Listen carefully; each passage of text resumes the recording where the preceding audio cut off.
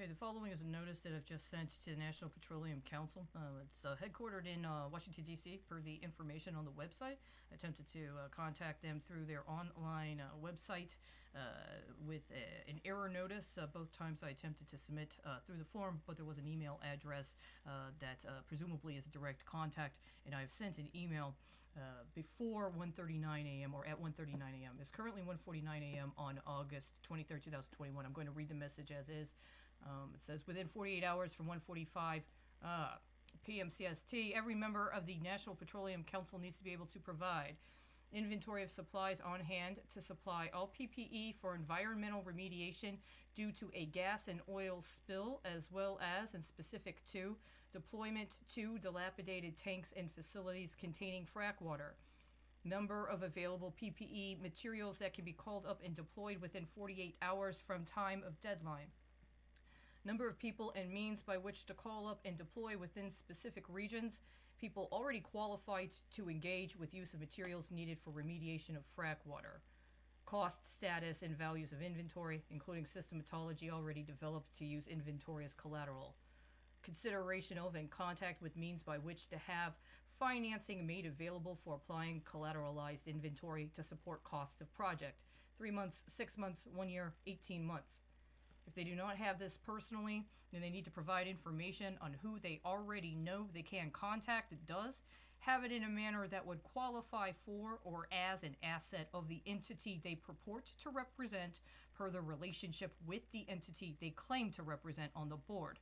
That person needs to verify that they are so qualified in that accord. Any derivative use of assets in this regard involving human capital or intangible property needs to be disclosed up front. Failure to disclose will be considered intent to deceive or defraud. This is a situation that should respond in regards to timelines and proposed schedules in accordance with what would be expected of those involved with an official declaration of a state of emergency, including, if and as necessary, any adjustment for rates that would be charged or expected in performance of deliverables. Within the 48 hours after this initial request, a list of vendors or providers of materials that can provide remediation of an oil spill and, specific to, remediation of frack water needs to be made available, including practical availability of quantities involved and timelines, expectations of availability of quantity for durations as mentioned above. This was finished at 1:31 a.m. Central Standard Time, August 23rd, 2021. Now, I was provided a verbal rundown of this as part of other suggestions, or rather recommendations, in the course of a plan of response before 1:25 a.m. when I turn my computer on.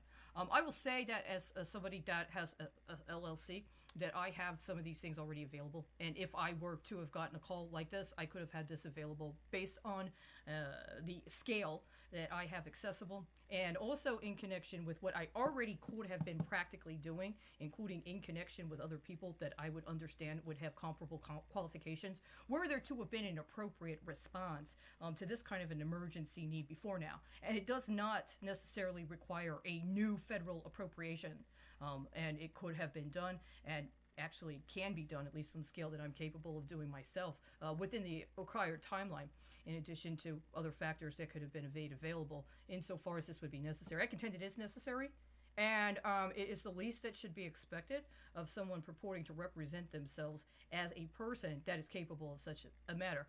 If we're talking about an actual record of past experience and actually being able to provide such deliverables, then this is the kind of thing that would be a part of an audit, including an audit that would actually identify where actual needs were, and also identify preventive measures that were already put into place based upon an understanding of the hazards that had been experienced thus far, as well as an anticipation of maintenance and or what would be a part of maintenance, and how adhering to timelines or not being able to or refusing to meet timelines around maintenance would have already exposed the possibility that such a thing would occur in the future, and at what time in the future it would occur. As a matter of fact, here in Texas, there's actually professionals that have more than 30 years of coming up with paradigms and presumably applying paradigms on that very level, right?